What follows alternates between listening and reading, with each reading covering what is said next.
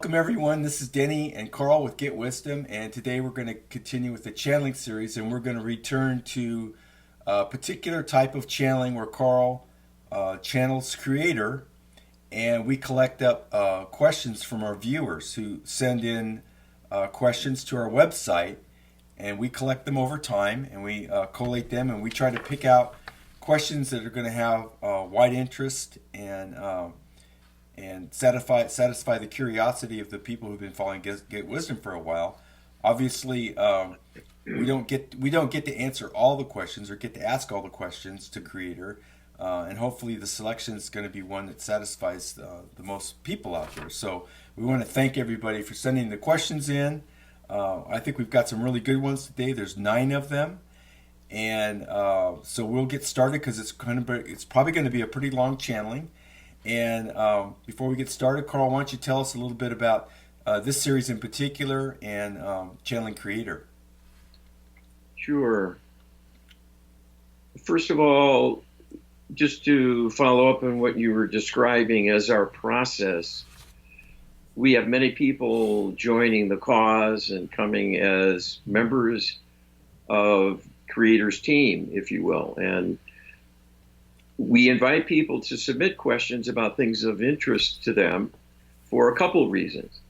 First of all, they're worthy and deserving members of the human family. And we don't judge things per se, but we do have our biases. We have things we're more interested in than others. It's only natural. And we have this prioritization of what's the most urgent in our minds and how we spend our time. I used to be someone interested in everything and would sort of follow my curiosity wherever it might lead. And that led me to kind of meandering around and getting interested in something, spending some time with it, and then seeing something else pop up. And then I'd follow that for a while and so on. And there wasn't a huge overall plan that I was perceiving about it all. And I thought things were just as they seemed on the surface, very prosaic. And that's really not at all the case, because most things people are interested in are put in front of them by sources that are influenced heavily, if not quite corrupted, to favor certain ideas over others and certain ways of doing things over others. And that's how we got the education system that we have, for example. There's a reason that Creator doesn't find much to like about any of it. And that's the reason. It's kind of serving up what the interlopers will let us do as far as educating the young and ourselves as well. So we're on a tear to learn as much as we can, but we're mindful of the healing needs for all of humanity and the need to help the interlopers among us find a path back to their healing. And we've been told that is the most important and urgent of priorities, because everything flows from them and what they're doing to us. And in order for us to fully heal and have the wonderful future that many are envisioning now, this grand ascension that's coming, that is Creator's plan. But we're told it will not happen until all of humanity is healed. Everyone must be ready. Not necessarily on the same, maybe exalted level compared to any of us right now, but ready enough that they can join that party. And we're nowhere near it at the moment, unfortunately. That's the hard truth of things. And in order for us to completely heal as a human community, or at least sufficiently heal, we have to get these interlopers off our neck. So that's why it has a priority. Not that we're relentless do-gooders and we're going to always help the other fellow before ourselves and all that. It's a deeper reason. It's a deeper need and issue, because our dilemma has always been influenced by them back through recorded history and before. So their legacy with us is huge, and our karmic baggage is huge around their doings.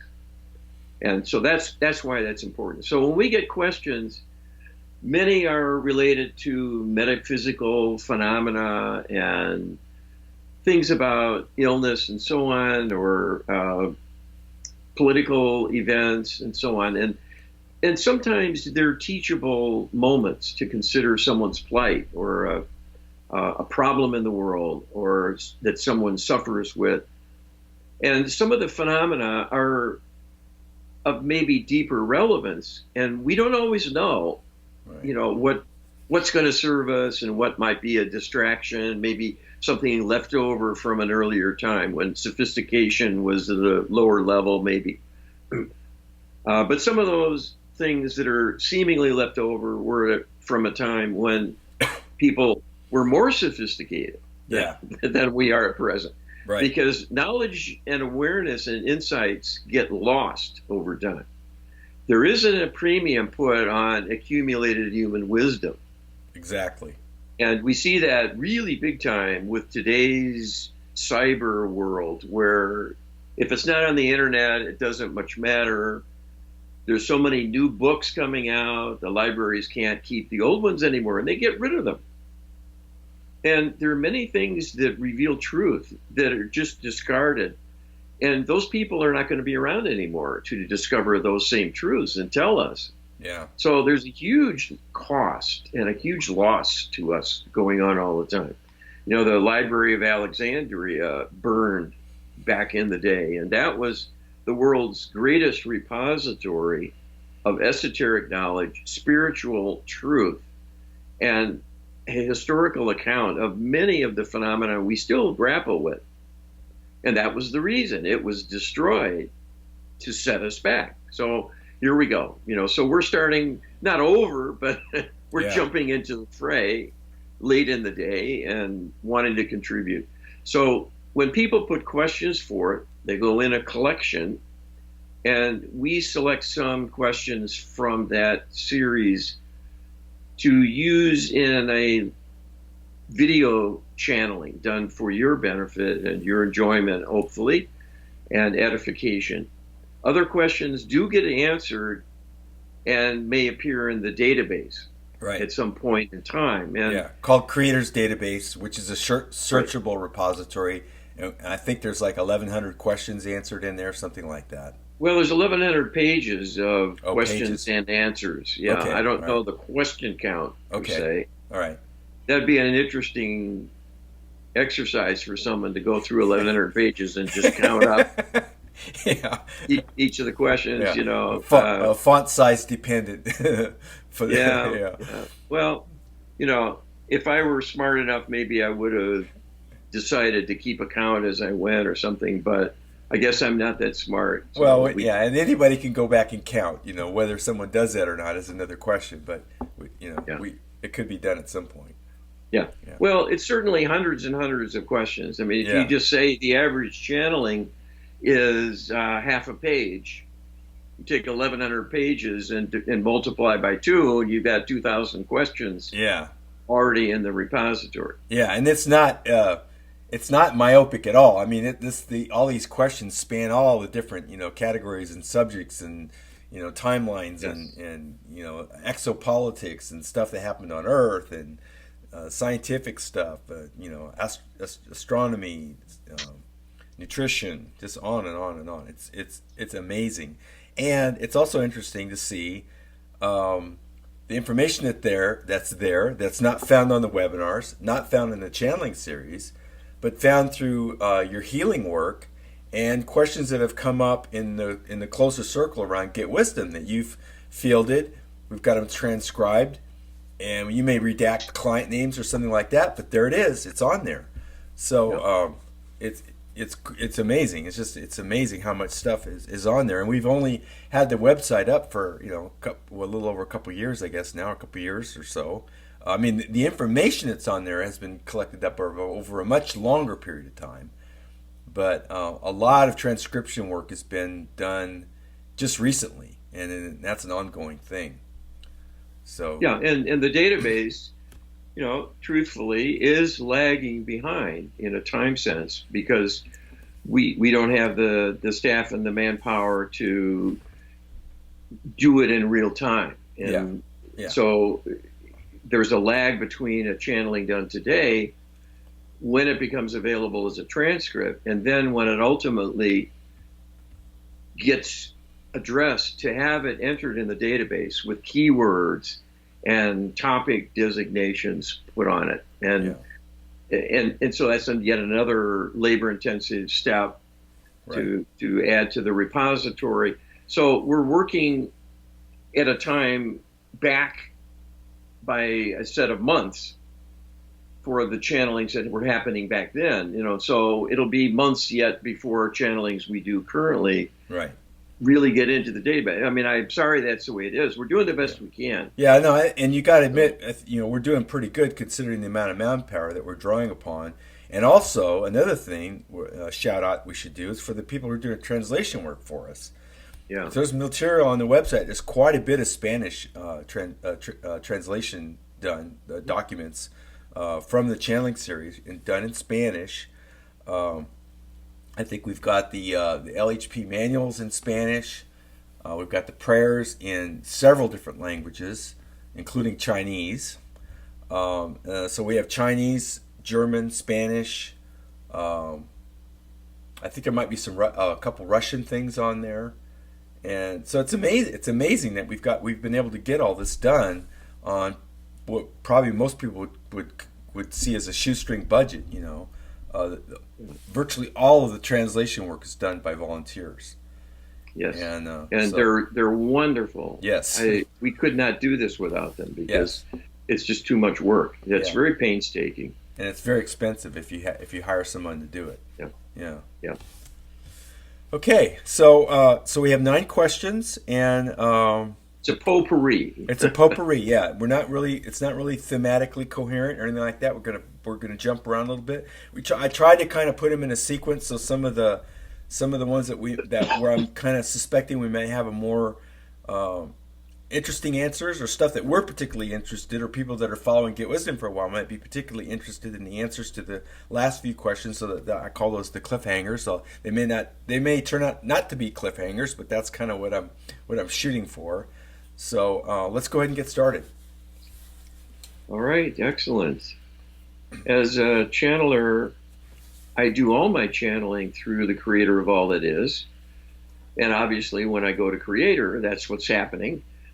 So I'm quite conversant with that process and have really developed to a point where I can do this, and in fact am allowed to do it, because it is no small thing. It is special because creator has lots of criteria about who it can deal with directly in this way.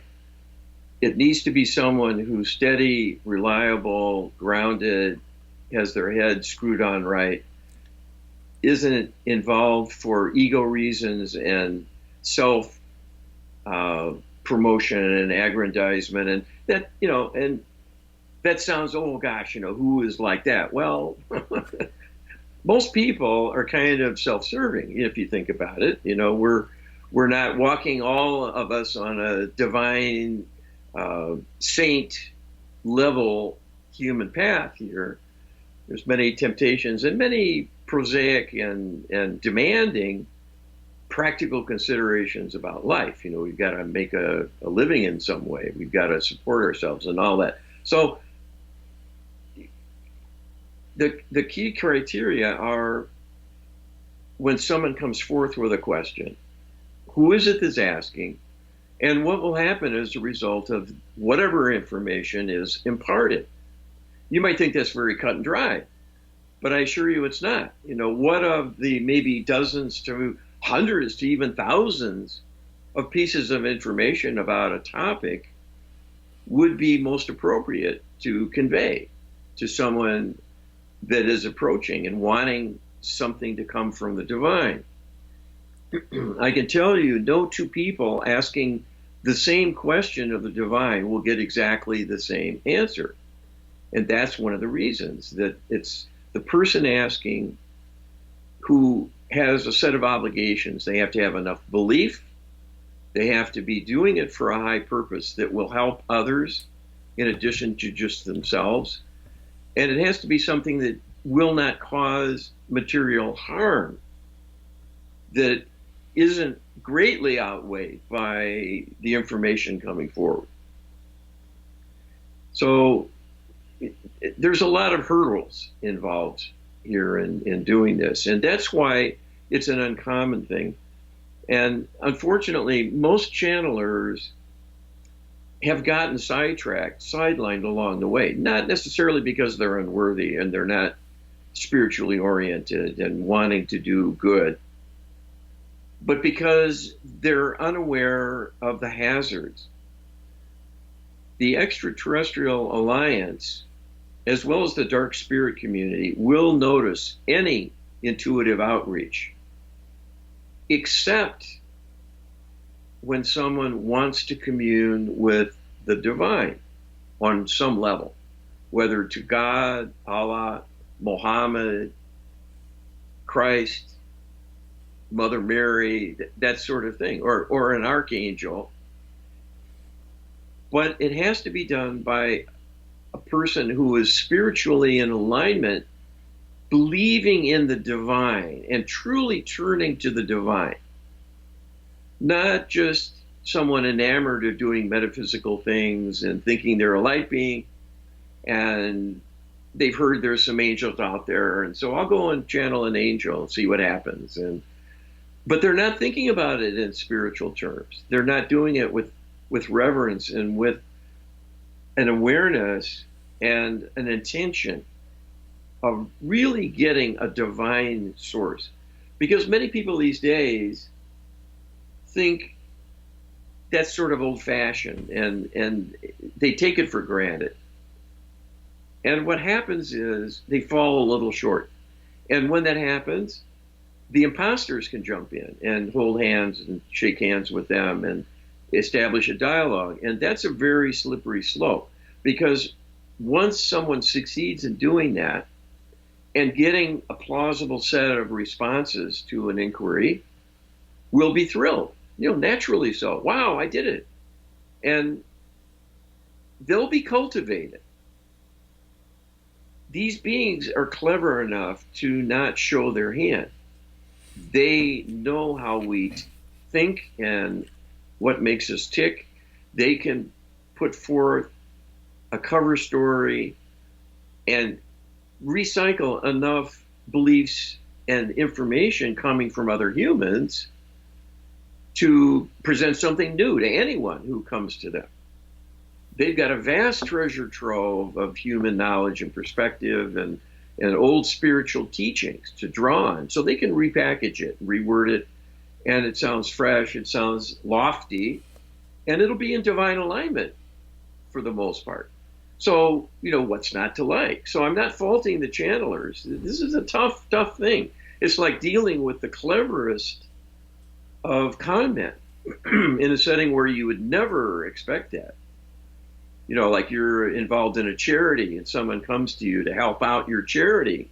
You're not thinking this is a criminal who's going to try to tap you with your meager resources and so on. So that's kind of how this happens. And it's tragic, but it's real. So I spend a lot of time trying to ensure that I reach my target by setting safety up as I do the channeling itself, and reaching to the highest divine level at the outset to ask me to connect to my target. That's the best I can do, coming with who I am and having worked my way up to this level, if you will. And okay. I can never guarantee anything.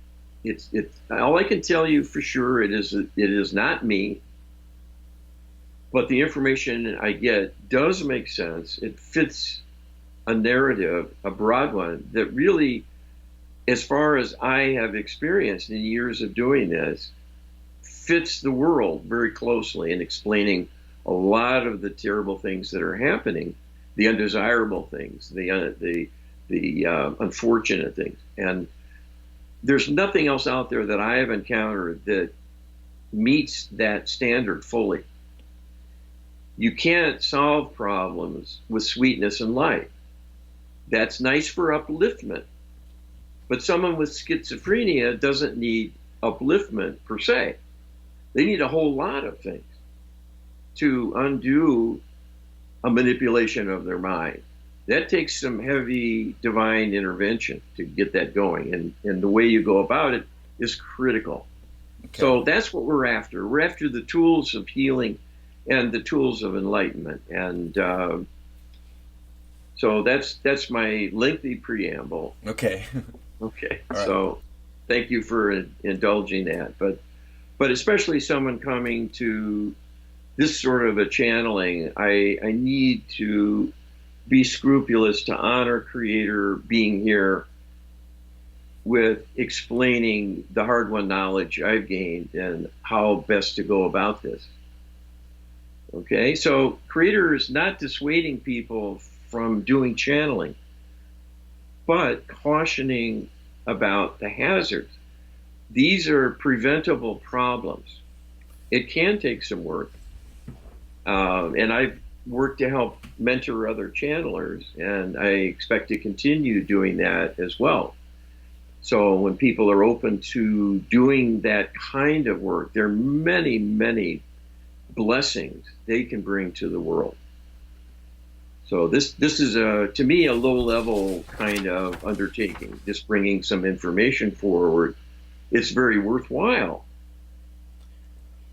But I like to spend my time healing as much as I can, because you're helping people who are suffering intensely, and there can be a direct benefit in a practical way.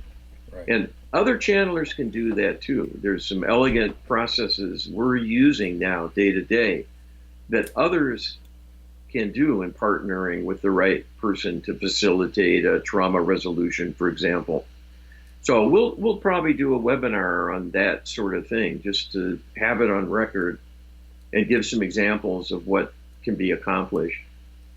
So I'll go ahead and do my thing to get in the state of consciousness I need to connect to Creator, and then Creator will let you know when it's here. Okay. Thank you.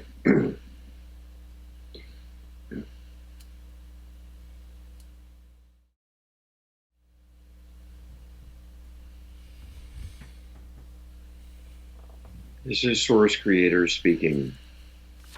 Thank you for joining us. Are stars truly powered by internal nuclear fusion, or is the energy coming externally from the galaxy in the form of electromagnetic energy and plasma? It is much more the latter than the former. The energy is coming from elsewhere. This is true of everything in the universe. Everything observable through the commonly understood and detectable forms of energy and seeming matter are perceptible because they are in a certain energetic state that will be noticed visually or indirectly through scientific instrumentation to detect their presence. All of that substance, no matter what form, is coming from a deeper level of the universe. And that is true of all the energy exhibited by solar bodies and other heavenly bodies with varying natures that are observable in the heavens, so to speak. This is a scientific blind spot, as is true of many, many, many other fields of scientific inquiry.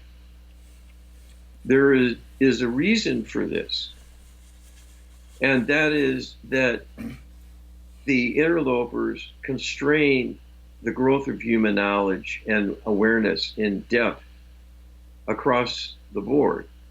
Everything science uncovers that has a practical utility for humanity can serve them to improve their lot. The interlopers want to see the opposite happen. They want to see humanity struggling, stumbling, even as they believe they are moving forward.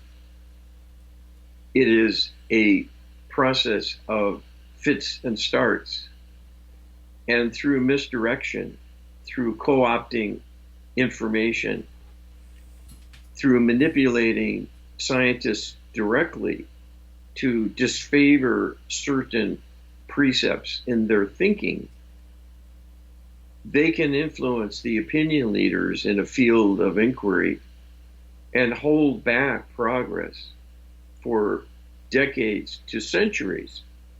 This has been going on all through history.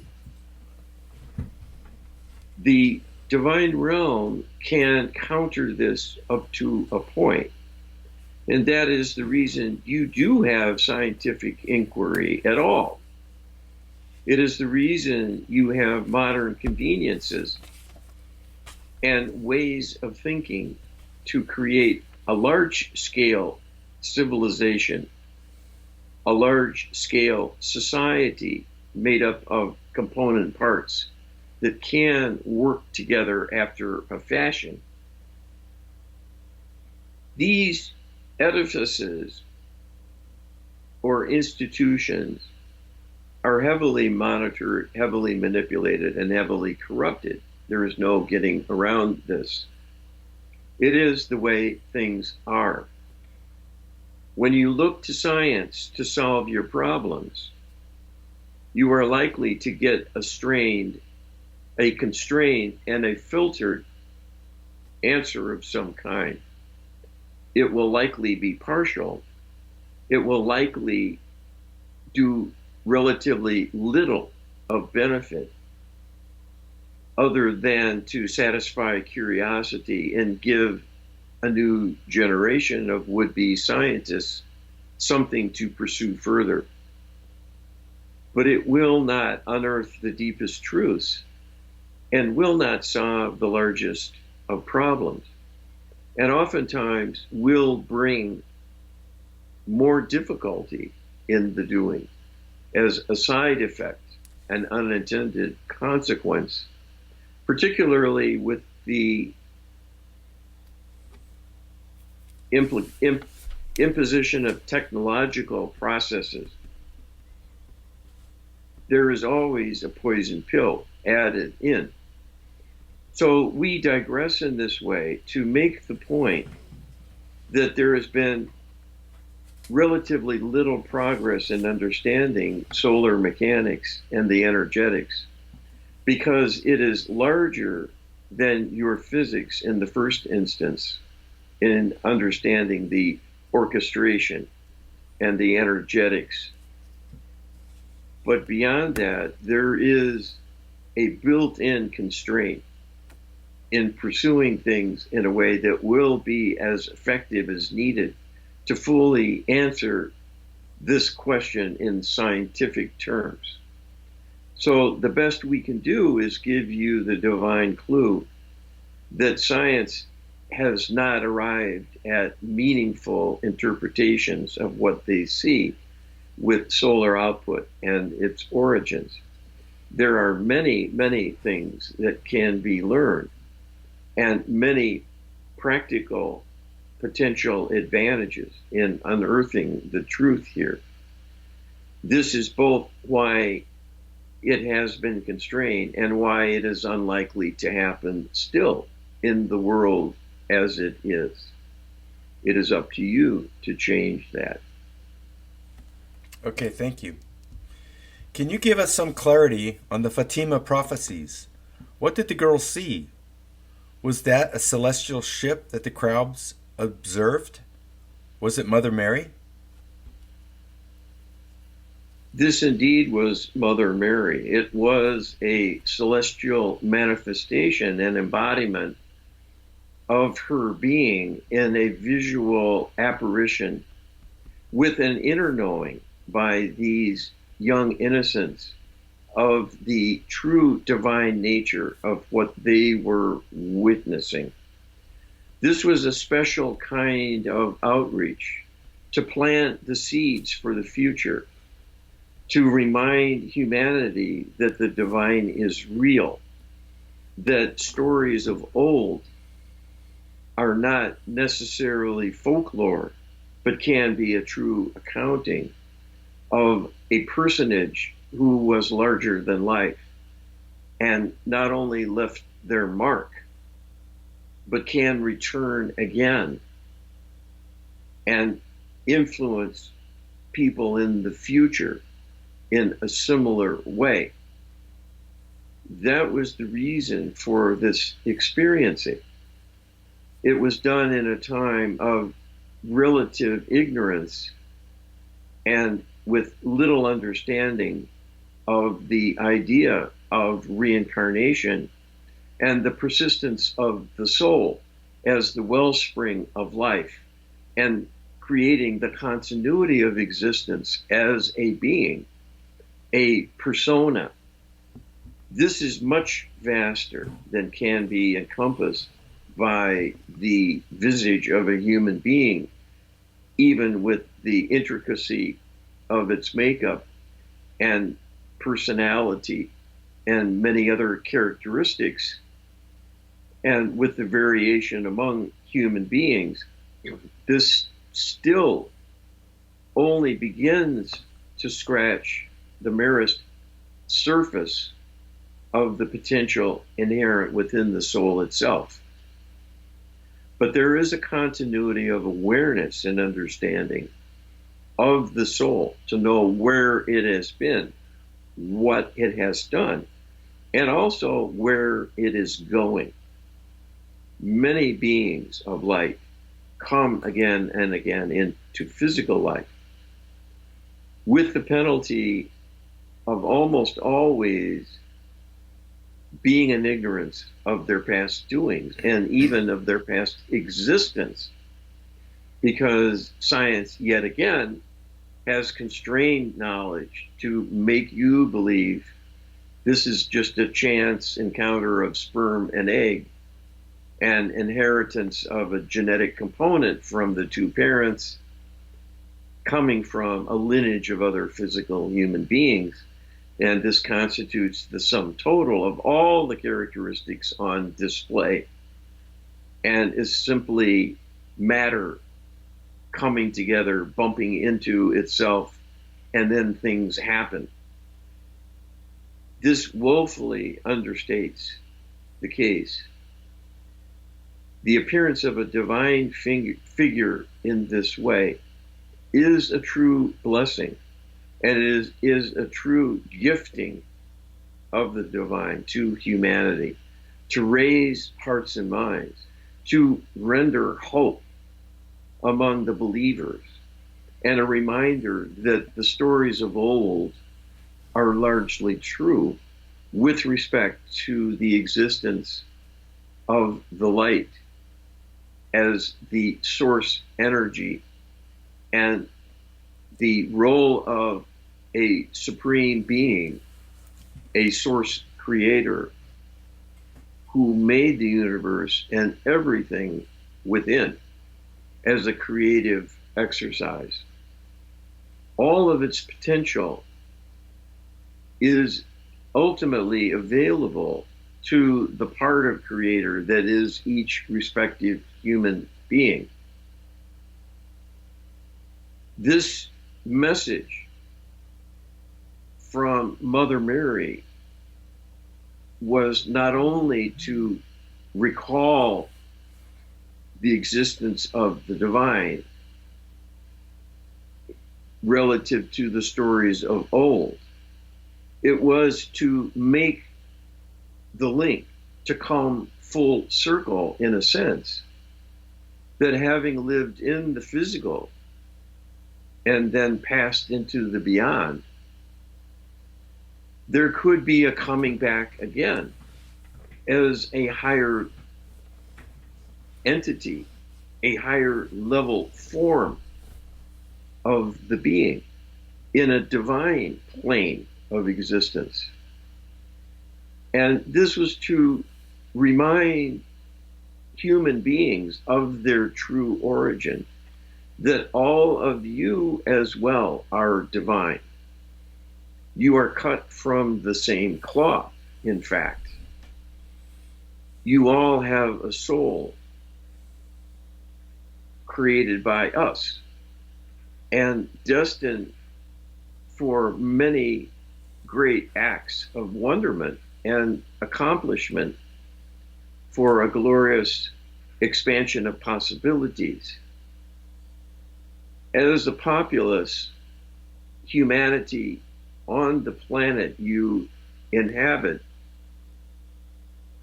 have been constrained for millennia and limited in your growth. There has been, in some ways, progress, but in other ways, a diminishment. The progress is in understanding the diminishment for what it truly represents and working to right those wrongs. This is not wasted time or effort. This is a blessing in disguise because it will teach you how to right wrong, how to prevail, how to overcome adversity, and how to use love as a weapon to counteract any departure from a divine path.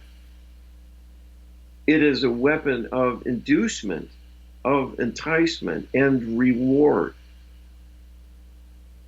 Rewards work better than punishment to the extent the reward is of greater value than the punishment causes suffering. There is no greater reward than to be in the encirclement of divine love, direct and unfiltered.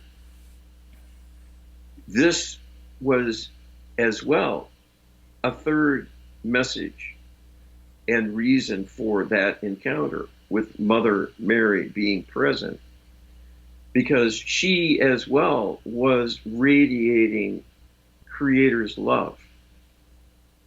And those witnesses felt the love. And everyone hearing the story who was spiritually open to the possibility of it being true was literally touched by God, and the love flowed into them. This is why such events become recorded and then are recounted again and again and again, and often through considerable periods of time through history. It is because they were not only true, they were profound in their meaning and continue to carry truth and awareness of the divine and its workings to succeeding generations of living human beings, simply hearing a recounting of the episode. Okay, thank you.